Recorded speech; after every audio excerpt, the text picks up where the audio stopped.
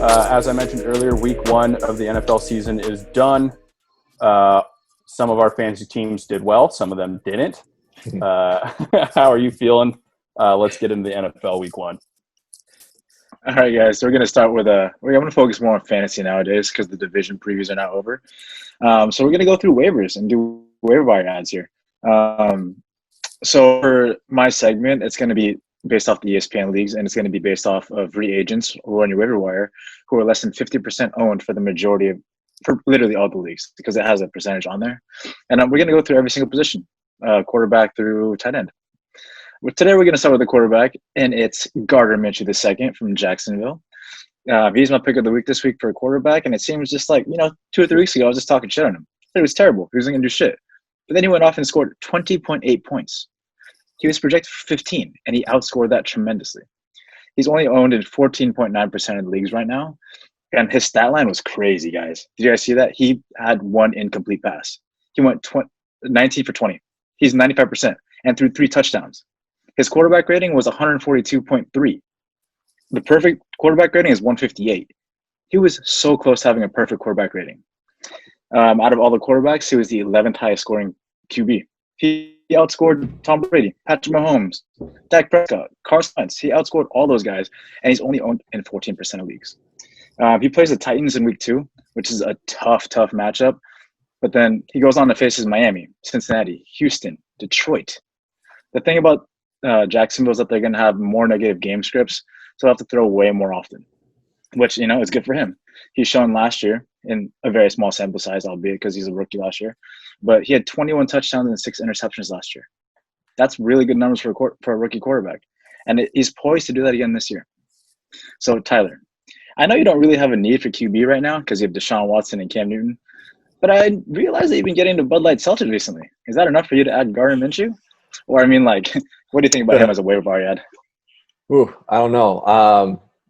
But yeah, he was talking the talk with that Bud Light commercial. Say, pick me. If you win your fantasy league, you get, a year's supply of Bud Light.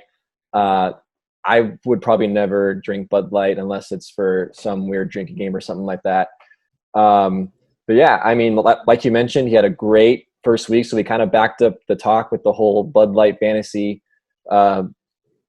incentive. So that's something to think about for people who are a little thinned out on QB right now. He could be a good pickup, or at least just for a backup, just in case he continues this. If he is in the top 10 in fantasy points for quarterback, I think if he can do what he did last week, I think that's definitely possible. So yeah, for me personally, I'm not really looking at him because I'm pretty good on QBs, but for those, if you have, a quarterback gets injured down the line or you don't have very good depth at QB, I think this is probably the top QB to look at. A couple other notable QBs that we could have talked about here is Mitch Trubisky from the Bears. He had 24.3 points, but he's only owned at 2.7% of leagues. He had an awful first 3 quarters of the game, but then he still managed to get 24 points. I don't know how he did that. Bears suck. And then Kirk Cousins, Eric's favorite quarterback from Minnesota. He had 21.8 points, but he's only owned in 21.2% of leagues.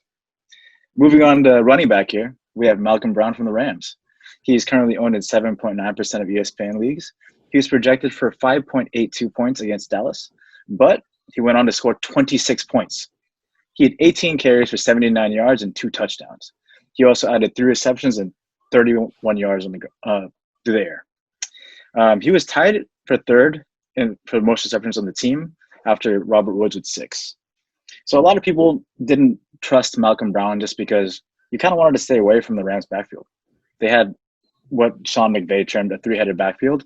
So that's between him, Cam Akers, and Darrell Henderson. But as it comes out, Malcolm Brown's the lead back of that 3-headed backfield.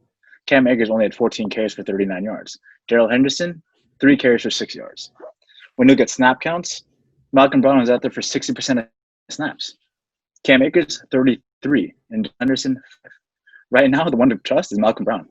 He was the 5th highest scoring running back in week 1. His upcoming schedule right now is to the Eagles, who just lost to the football team, the Buffalo Bills, the Giants, and the football team. That's a pretty decent schedule for a running back. Right now, the Rams offense looks like it looked 2 years ago. They did well against the Cowboys. And that means a lot of positive game scripts, which means a lot more running and bleeding the clock out. So, Alex, you have Lev Bell, and you pretty much just lost him for a couple weeks with a hamstring injury. What do you think of Malcolm Brown? Yeah, Lev Bell. God, what a dumbass fucking pick. Yeah, Malcolm nice try Brown. on the trade, by the way. Yeah, I figured I'd just throw that out there, see what happened. Yeah, for Malcolm Brown, you nailed it. He was out there for a majority of the snaps. We talked about it in the NFC West preview about how awful the Rams' offensive line was last year. They looked a lot better against a decent Dallas defense.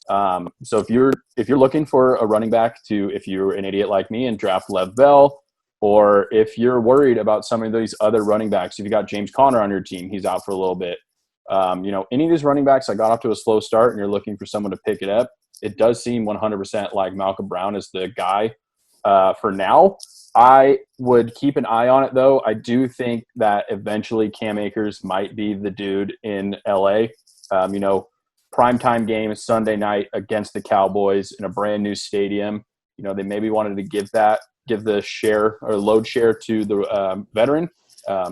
So keep an eye on it, but for sure, Malcolm Brown is a very interesting pickup on the waiver wires this week. A couple of other notable running backs here is Nyheim Hines from the Colts. He scored 27.3 points and is owned in 34.2% of leagues.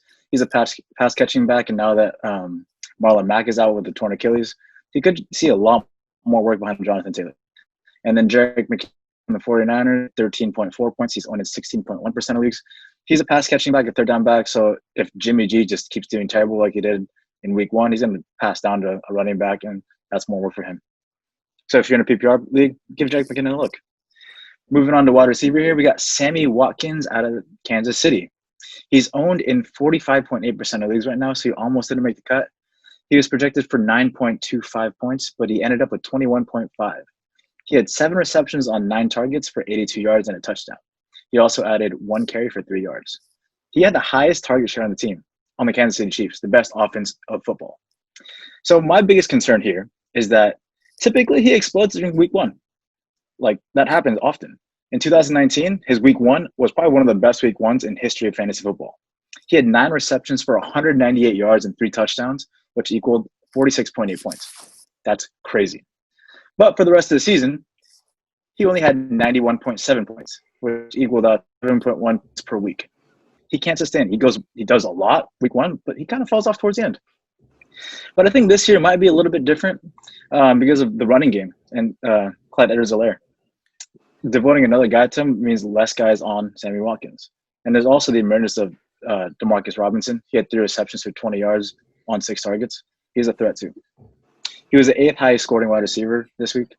Snap count-wise, he was out there for 80% of snaps. Tyreek Hill, the number 1 wide receiver on the team, was only out there for 4 more snaps than Sammy Watkins. Looking at his schedule here, he has a tough schedule, man. This Chiefs schedule is rough. You have the Chargers coming up. They don't have Derwin James, and they almost lost to the Bengals, but that's still a decent defense. Then you have Baltimore, tough. New England, they still got Stephon Gilmore, tough.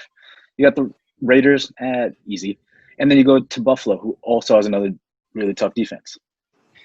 I actually think having all these tough defenses is a good thing for Sammy Watkins, mainly because Patrick Mahomes is best QB in the league when it comes to throwing. And teams will start to devote more defenders to Tyreek Hill, Travis Kelce, and CEH, which, that allows Sammy Watkins to draw the 3rd or 4th best corner or safety to defend him, which he'll exploit and do well on. Trade-in. Your wide receivers straight up did not produce this week. DJ Moore had 9.4 points, T.Y. Hilton had 9.3, and Keenan Allen had 7.7. What do you think of Sammy Watkins as a waiver wire ad? Would you drop someone in your team to add some wide receiver depth? Well, first of all, I want to make sure that I haven't yet. I don't believe I have. I think I'd have a different move in the thing here. But no, I mean, yeah, he brought in he brought in some respectable points, and he kind of does that, like you said, every single season opener. Like that's kind of his thing. But I don't see it worth picking him up. He's going to face a more capable, at least for this week. He's going to face a more capable, corner in back, on the Chargers defense. And I actually am going to use your reasoning for him to be a good option as actually a negative, because I think that Mahomes has just too many weapons. So, and for any given game. So he can have, week to week, I think he has some upside potential. But the fact that he scored 21.5 points this week, he's kind of at that like top of his peak. Like I don't see any upside from there. I only see downside. Could he go sideways? Maybe. But I don't know. I think that Mahomes has just too many options for him to be a big pickup, at least to take off one of my wide receivers there, and and maybe in my deeper end of my roster, maybe later down the road. But for now, I'm just a little too bearish on him still. Okay. A couple of other notable wide receivers here is Marquez Valdez-Scantling from Green Bay. He had 19.6 points. He's owned in 1.9% of leagues. And Anthony Miller from Chicago. I don't know if you guys just heard, but Allen Robinson wants out. He wants to be traded, which means Anthony Miller might be the number one guy in Chicago.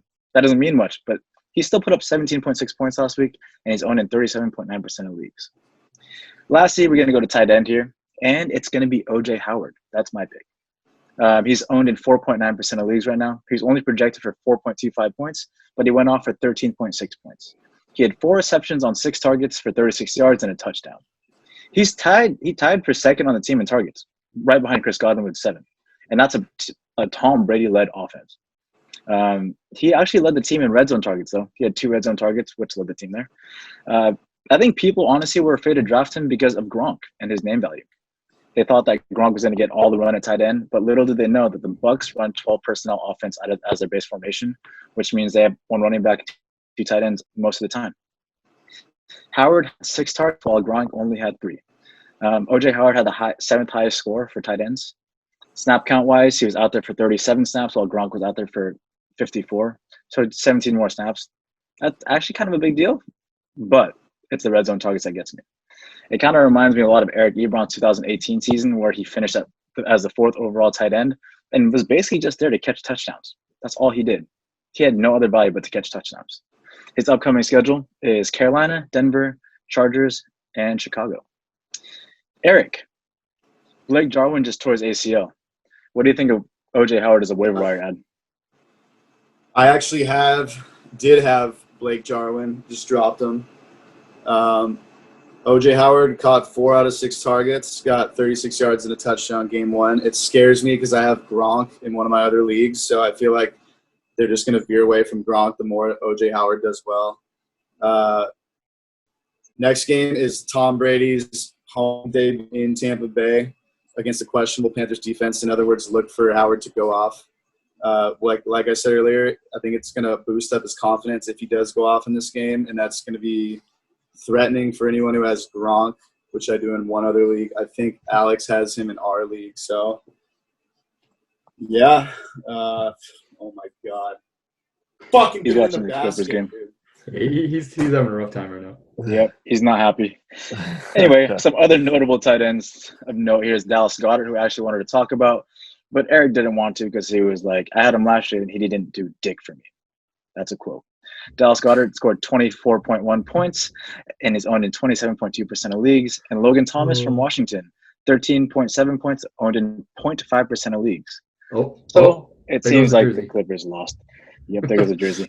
So the last thing you want to do here, guys, I want to go around and ask everybody who their favorite waiver wire pickup is, and it could be somebody I mentioned, or it could be anybody really, and why they picked him. So Tyler, start with you. Yeah, I picked Robbie Anderson, Carolina Panthers. I just checked his availability. He's only available in about 30% of leagues. So he's a little bit. He's taken in 70% of leagues. Correct. So if he's available, look for him. I think he's a solid wide receiver 3 flex option for you. Just the past 3 seasons, averaged 824 yards, 6 touchdowns with the Jets. He's now on the Carolina Panthers. Got 25 points last week in week 1. So if he's available, I would check out Robbie Anderson. Alex? I'm sticking with Malcolm Brown. I think he's going to be a big part of that Rams offense that, like you said, looks like the Rams offense of 2 years ago. It all comes down to that offensive line and how much time Malcolm Brown stays on the field compared to those other 2 guys. But Malcolm Brown is available in a high percentage of leagues. So if you can go get him, go get him. Traded.